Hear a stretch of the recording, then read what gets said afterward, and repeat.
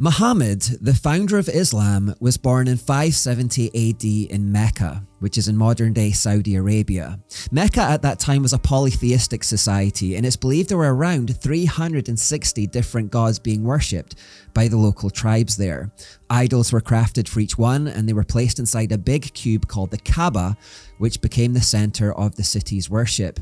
These are some of the names of the pagan gods that were being worshipped in Mecca at that time, and amongst them was the god Allah. Allah was not considered the sole divinity by the Meccans, he was just one of hundreds of gods. Interestingly, he was believed to have kinship with the jinn, which is the Islamic word for demons, but at any rate, this pagan god was worshipped by Muhammad's family, and indeed his father was called Abdallah, or Abdullah, which means the slave of Allah. Now, Muhammad never knew his father because he died from illness before he was born, and his mother actually then died when he was just 6 years old, making him an orphan. Thereafter, he was sent to be raised firstly by his grandfather for 2 years, and then after he died, he then went to live with his uncle, a merchant called Abu Talib. Abu Talib was not a particularly successful merchant by most accounts, and most biographies will mention his relative poverty. However, Muhammad spent the next 17 years or so following Abu Talib as he traded around the region, learning how to buy and sell just like him. During those early years, Muhammad received no formal education. He never learned to read or write. Muhammad was illiterate. At 25, through these trading journeys with his uncle, he met a very wealthy tradeswoman called Khadija.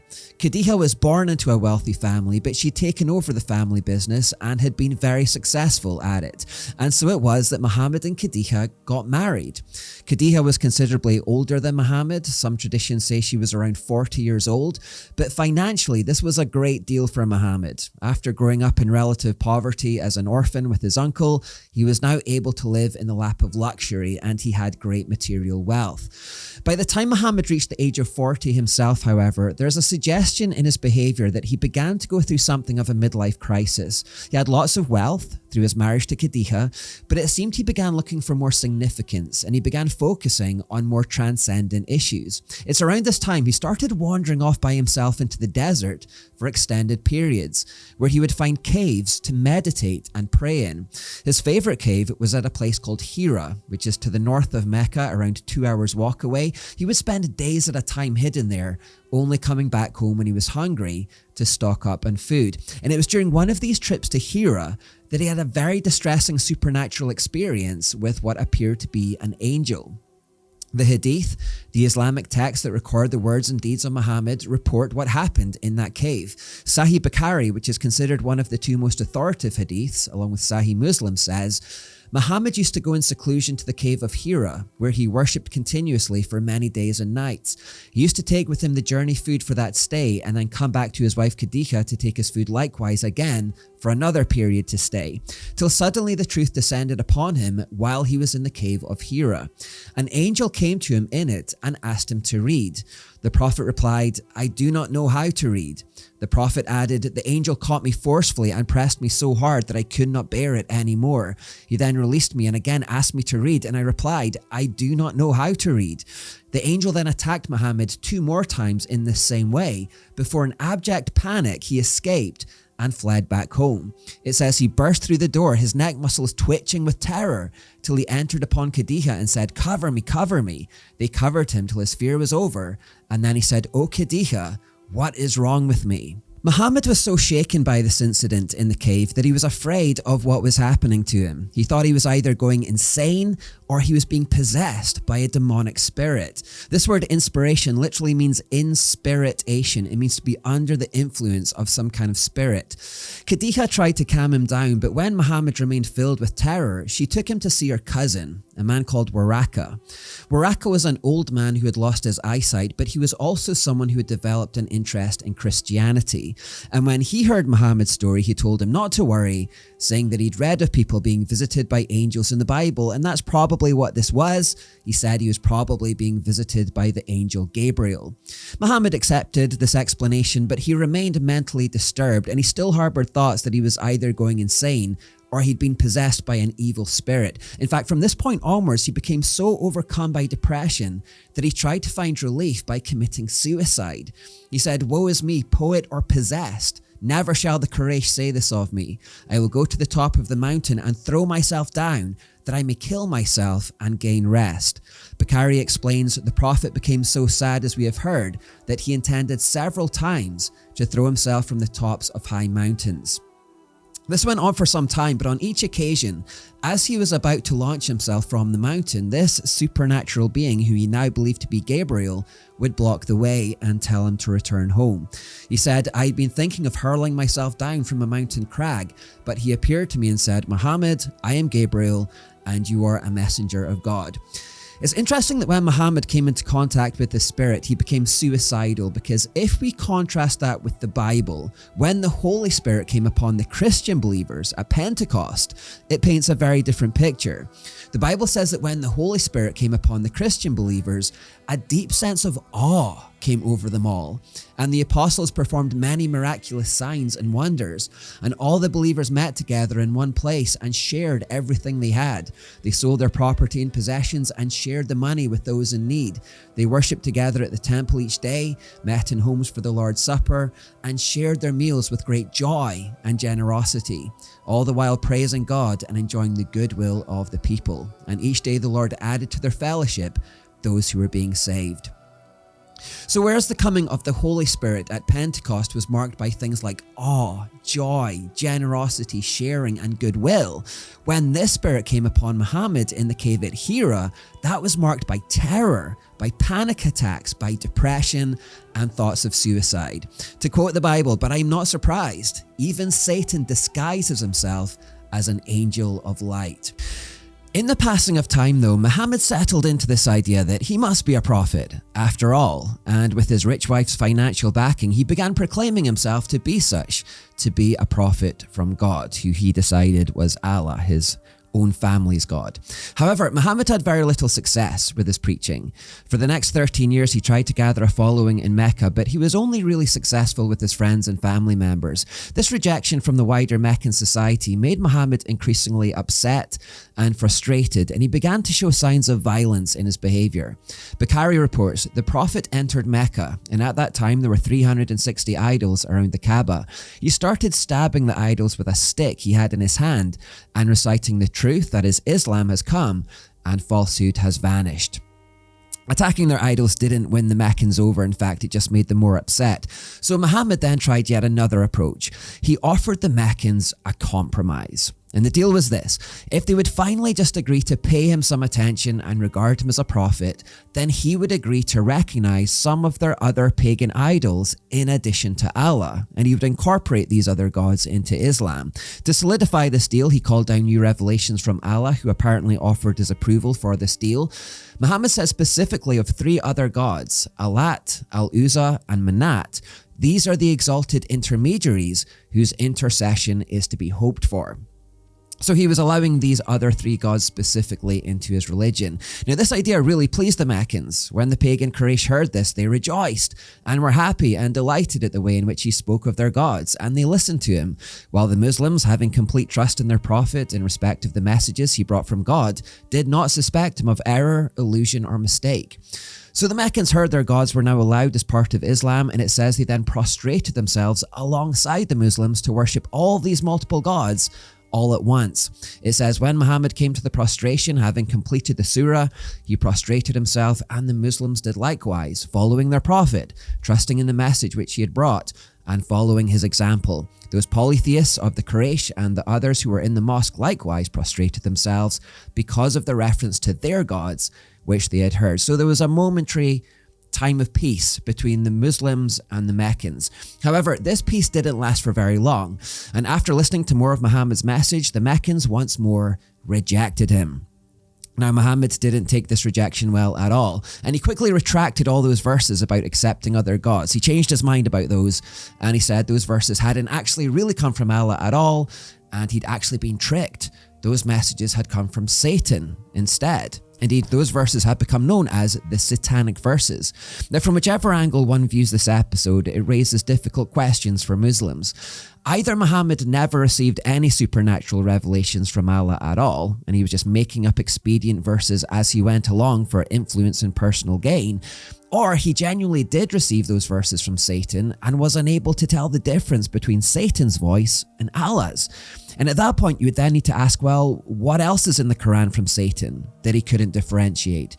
Both of these options leave Muhammad's integrity as a prophet in tatters, because just to be clear here, Muhammad openly admitted to being a mouthpiece for Satan.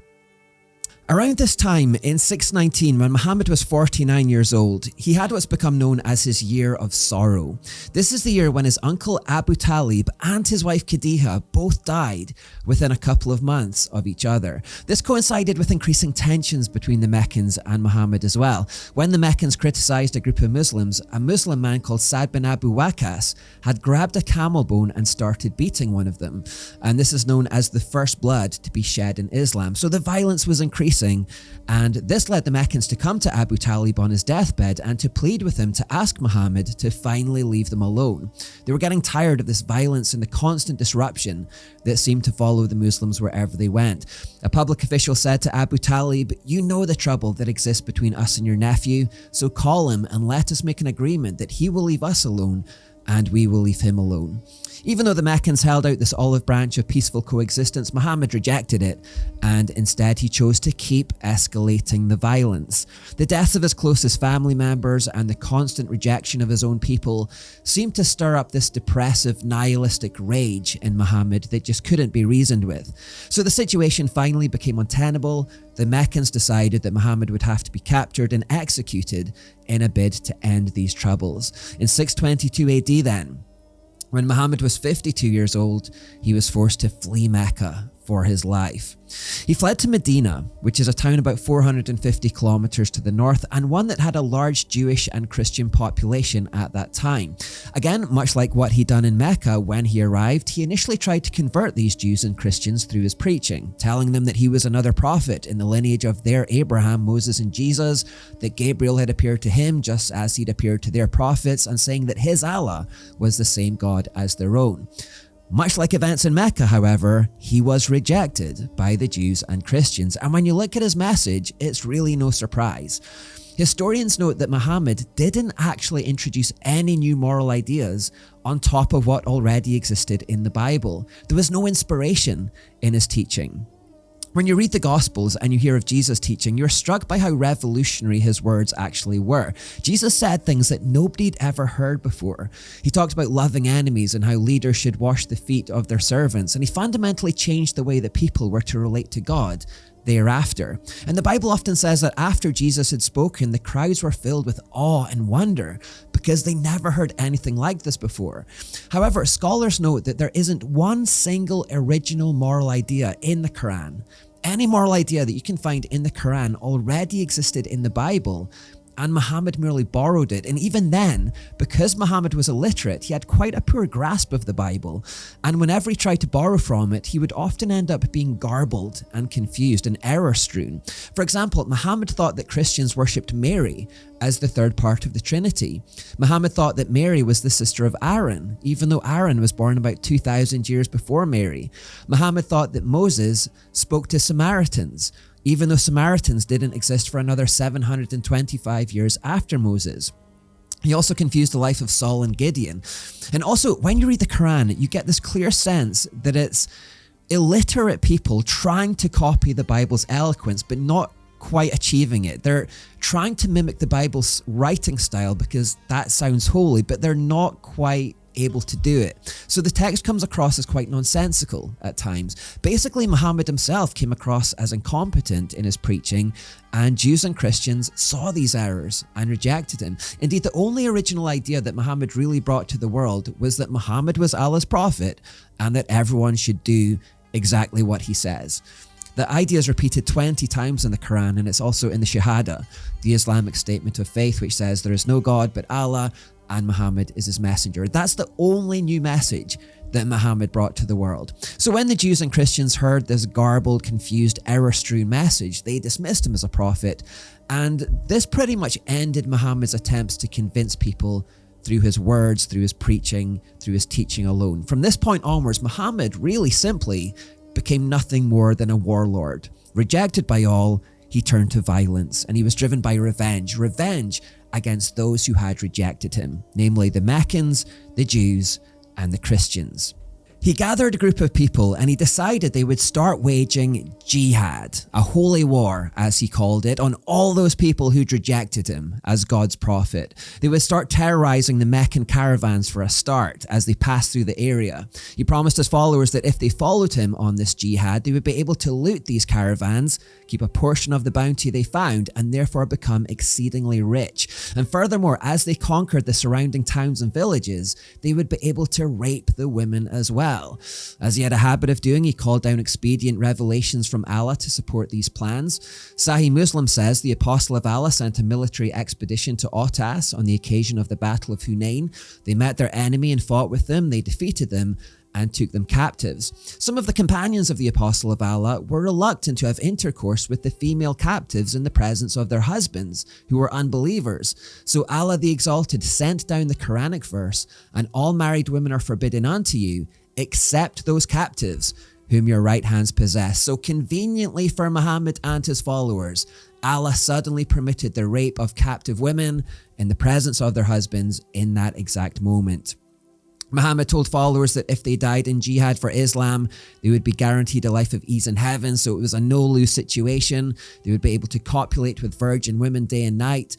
Muhammad said, "The humblest of the people of paradise shall have 80,000 servants and 72 wives."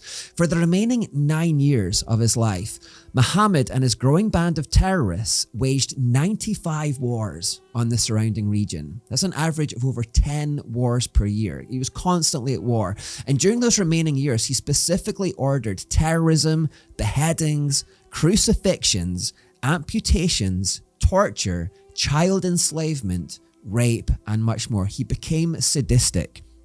On one occasion, the Hadith reports of some unfortunate souls.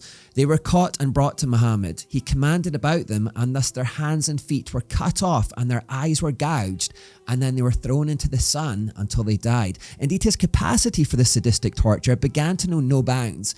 He caught a Jewish tribe called the Banu Qurayza, and Ibn Ishaq says, "Then the apostle went out to the market of Medina, which is still its market today, and dug trenches in it. Then he sent for the Banu Qurayza tribe and struck off their heads in those trenches as they were brought out to him in batches. There were 600 or 700 in all, though some put the figure as high as 800 or 900. So in genocidal fury against the Jews, Muhammad beheaded anywhere up to 900 people in a single day. Muhammad gorged himself on the lusts of his flesh as well. Around this time, when he was 53 years old, he married a 6-year-old girl called Aisha. Bukhari says the Prophet married her when she was 6 years old, and he consummated his marriage when she was 9 years old. The Hadith explicitly reports how he would fondle her in the bath. Aisha said, "The Prophet and I used to take a bath from a single pot and used to fondle me." He encouraged his followers to do the same thing with children. When one of his followers married a woman of similar age to himself, he said, "Why didn't you marry a young girl so that you could sport with her and she sport with you, or you could amuse with her and she could amuse with you?" Of course, Muhammad continued to call down convenient revelations from Allah to permit him to basically do whatever he wanted. Aisha actually called him out on his habit of doing this, wryly telling him, "I feel that your Lord hastens in fulfilling your desires and wishes." Muhammad actually had 11 wives at the same time during this period. Bukhari says the Prophet used to visit all his wives and around during the day and night, and they were 11 in number. It also says his clothes became so constantly soiled with semen that he would regularly go to mosque covered in it. Muhammad owned over 40 slaves in his lifetime as well. Muhammad had many male and female slaves. He used to buy and sell them, but he purchased more slaves than he sold. He once sold one black slave for 2. His purchase of slaves were more than he sold. Muhammad had a number of black slaves. One of them was named Maran. Muhammad forced him to do more labor than the average man. Whenever Muhammad went on a trip and he or his people got tired of carrying their stuff, he made Maran carry it. Maran said, "Even if I were carrying the load of 6 or 7 donkeys while we were on a journey, anyone who felt weak would throw his clothes or his shield or sword on me, so I would carry that heavy load." Basically, Muhammad's stated goal in the Medina years was nothing less than to conquer, to kill, and to enslave, especially those groups, as I said before, that had rejected him as a prophet, the Meccans, the Jews and Christians, but then eventually the whole world. The stated aim of Islam is to conquer the whole world. And as they conquer people, they're to offer them just three options. They can either convert to Islam, be subjugated, and agree to live as second-class citizens, or die. Muhammad said, "Fight those who believe not in Allah nor the last day, nor hold that forbidden which hath been forbidden by Allah and his messenger, nor acknowledge the religion of truth, even if they are people of the book, that is Jews and Christians, until they pay the jizya, that's a punitive tax, with willing submission and feel themselves subdued." There are in fact 109 violent verses in the Quran like these that exhort the Muslims to fight unbelievers in jihad in this way. In fact, the Quran has a kind of split personality. It has some peaceful verses from the Meccan years when Muhammad was still trying to be taken seriously as a prophet in the lineage of Moses and Jesus. But then the Quran has all these violent verses from the Medina years when he'd given up on peace and he was just waging violent jihad. And this is what we should know about Islam. Islam works on a principle of abrogation, which means that all of those early peaceful verses from Mecca have actually been rendered null and void by these later violent Medina verses when he turned into a warlord, meaning that Islam is now just essentially about conquering and killing and enslaving. For example, and fight them until there is no more fitna, that is unbelief in Allah, and the religion will be for Allah alone. The last day will not come about until Muslims fight the Jews, when the Jew will hide behind stones and trees. The stones and trees will say, "O Muslim, O Abdullah, there is a Jew behind me, come and kill him." But when the forbidden months are past, then fight and slay the pagans wherever you find them, and seize them, beleaguer them, and lie in wait for them in every stratagem of war. Every stratagem of war, by the way, includes deception. According to Islamic teaching, through a practice called taqiyya, Muslims are allowed to lie, deceive, and do anything sinful basically, as long as it furthers the cause of Islam. Therefore, Muslims are allowed to practice deceit, to lie, to make treaties they don't intend to keep, to catch their enemies off guard, and basically do anything they want if it furthers the cause of Islam. And that means that Muslims are inherently untrustworthy when they're trying to further their cause. And this is how Islam has basically spread throughout the world, not through the strength of Muhammad's teaching, which has always been rejected and been considered weak, but rather through deception, through threats, and violence. Indeed, if anyone should try to leave Islam, Muhammad said to kill them. The Prophet said, if somebody that is a Muslim discards his religion, kill him. That's the origin of so-called honor killings. That's why so few people dare to question or leave Islam. Islam perpetuates itself and sustains itself through nothing more than intimidation, fear, violence, and deceit. It's their modus operandi. And that's because, in summary, as we have seen, Muhammad himself was not really a prophet from God. He was an illiterate, depressive, demonically possessed, suicidal, paedophile warlord who commanded slavery, torture, crucifixions, beheadings, child enslavement, amputations, rape, deception, and murder. That is who Muhammad was. That is the nature of the religion he founded. And so ask yourself, is this really the kind of person that you want to follow?